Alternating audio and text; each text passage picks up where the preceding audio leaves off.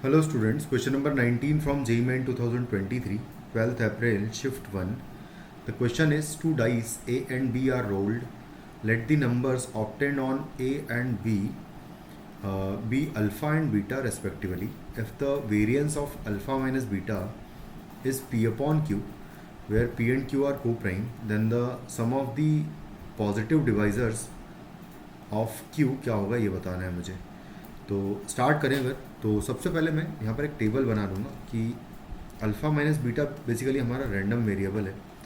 इसकी वैल्यू हम निकालना चाहते हैं और हर एक सिचुएशन में बेसिकली निकालना चाहते हैं. तो कुछ इस तरीके से एक टेबल बना लेंगे हम लोग कि अल्फ़ा माइनस बीटा एक तो आएगा और पॉसिबिलिटीज़ क्या क्या हो सकती है उसके करस्पॉन्डिंग वो भी खैर देख लेंगे, लेकिन हम सिर्फ इतना ही देखेंगे. और दूसरी चीज़ कि ऐसा करते हैं, ऐसे ही बनाते हैं टेबल को, साथ में उसकी प्रोबेबिलिटी भी हम लोग लिख लेंगे. तो कुछ इस तरीके से एक टेबल बना लेते हैं.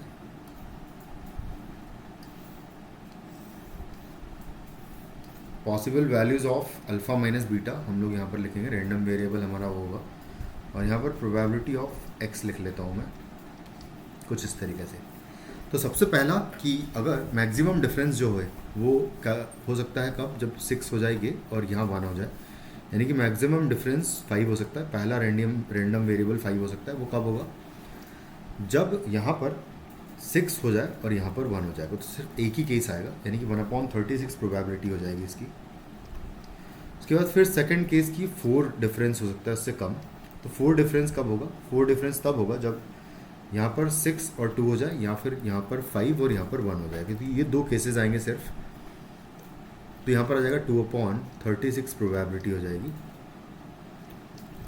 सेम वे में नेक्स्ट अगर देखें तो 3 डिफरेंस की बात करें अगर, तो 6-3 हो सकता है, 5-2 हो सकता है, 4-1 हो सकता है. 6-3 में 3 डिफरेंस होगा, 5-2 में 3 डिफरेंस होगा और 4-1 में 3 डिफरेंस होगा. तो बेसिकली 3 आ जाएगा इसके करस्पॉन्डिंग. तो 3/36 बेसिकली प्रोबेबिलिटी हो जाएगी इसकी. नेक्स्ट अगर डिफरेंस देखें तो वो 2 होगा. 2 डिफरेंस जो है वो अगर देखें तो 6-4 में हो सकता है, फिर 6-4 हो गया, 5-3 में हो जाएगा, 4-2 में हो सकता है, फिर 3-1 में हो जाएगा. तो ये 4 पॉसिबल केसेस हो जाएंगे. तो 4/36 इसकी प्रोबेबिलिटी हो जाएगी. फिर नेक्स्ट अगर मैं 1 डिफरेंस की बात करूँ तो 1 डिफरेंस के केस में अब मैं बिल्कुल पैटर्न को फॉलो करते हुए 5/36 लिख दूंगा मैं. उसके बाद 0 डिफरेंस की अगर बात करें तो 0 डिफरेंस बेसिकली 6/36 होगा, क्योंकि 1-1, 2-2, 3-3, 4-4 एंड 5-5 एंड 6-6 ये 6 केसेस होंगे जिनमें 0 डिफरेंस होगा. उसके बाद फिर सेम वे में -1 डिफरेंस की बात करें तो -1 कब होगा, जब यहाँ पर बड़ा नंबर होगा और यहाँ पर छोटा नंबर. यानी कि इन सारे वैल्यूज़ का अब उल्टा केसेस हो जाएंगे. ये सारे केसेस के उल्टे वाले एलिमेंट बेसिकली काउंट कर लेंगे. तो 5/36 यहाँ पर प्रोबेबिलिटीज़ की हो जाएगी. फिर -2 अगर डिफरेंस लाना है तो वो हो जाएगा 4/36 प्रोबेबिलिटी हो जाएगी -2 डिफरेंस के लिए. फिर नेक्स्ट 3 डिफरेंस के लिए आ जाएगी 3/36.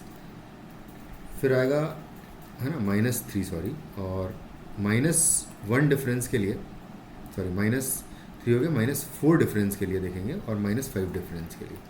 तो -4 डिफरेंस के लिए जो है वो 4 का जो भी आया है वो आ जाएगा 2/36, और 5 डिफरेंस के लिए आया है 1/36. तो यहाँ पर भी -5 के लिए 1/36 आ जाएगा.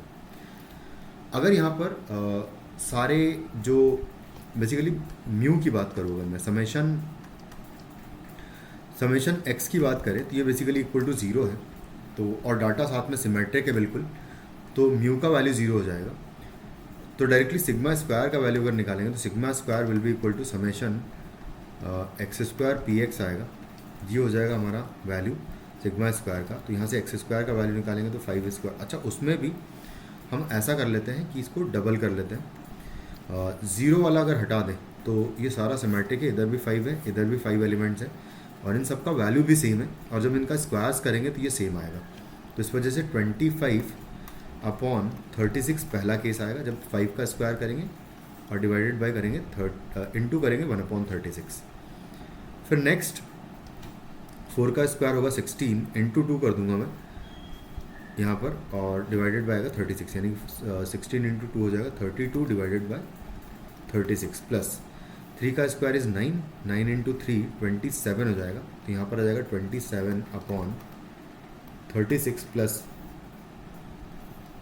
2 का स्क्वायर 4, 4 इंटू 4 इज 16, तो यहाँ आ जाएगा 16/36 प्लस 1 का स्क्वायर 1 होगा इंटू 5/36 करेंगे तो आएगा 5/36।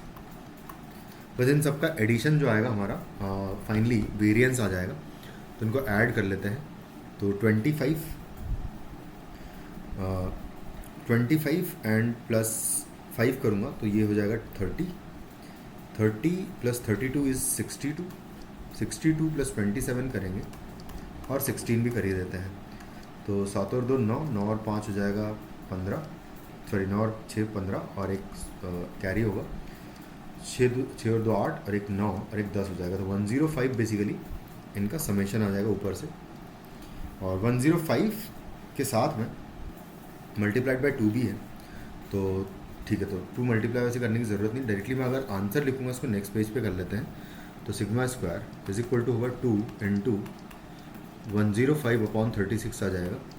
ये हो जाएगा 18 टाइम कैंसिल, और उसके बाद फिर इसको हम लोग 3 से कैंसिल आउट कर देंगे, तो ये हो जाएगा 6 टाइम्स कैंसिल, और इसको 3 से 3 और 5 35 टाइम्स कैंसिल हो जाएगा। तो sigma square will be equal to 35/6 आ जाएगा। ये बाद में और अब कैंसिल नहीं हो सकता, यानी कि ये कोप्राइम नंबर्स आ चुके हैं। तो हमसे उसने पूछा है कि sum of positive divisors of P क्या होगा। तो यहाँ पर अगर कंपेयर करें तो P/Q में जो P है वो है 35, जो कि लिखा हुआ है 5 इंटू 7। तो जो सम ऑफ डिवाइजर्स आएगा, सम ऑफ डिवाइजर्स की अगर बात करें तो वो होता है बेसिकली, सम ऑफ डिवाइजर्स होगा 5 का पावर 0 प्लस 5 का पावर 1 मल्टीप्लाइड बाय 7 का पावर 0 प्लस 7 का पावर 1। ये हो जाएगा हमारा आंसर। 5 + 1 हो जाएगा 6 इंटू 7 + 1 हो जाएगा 8, तो 8 6 48 48 is the sum of divisors. तो answer is option 2। Thank you.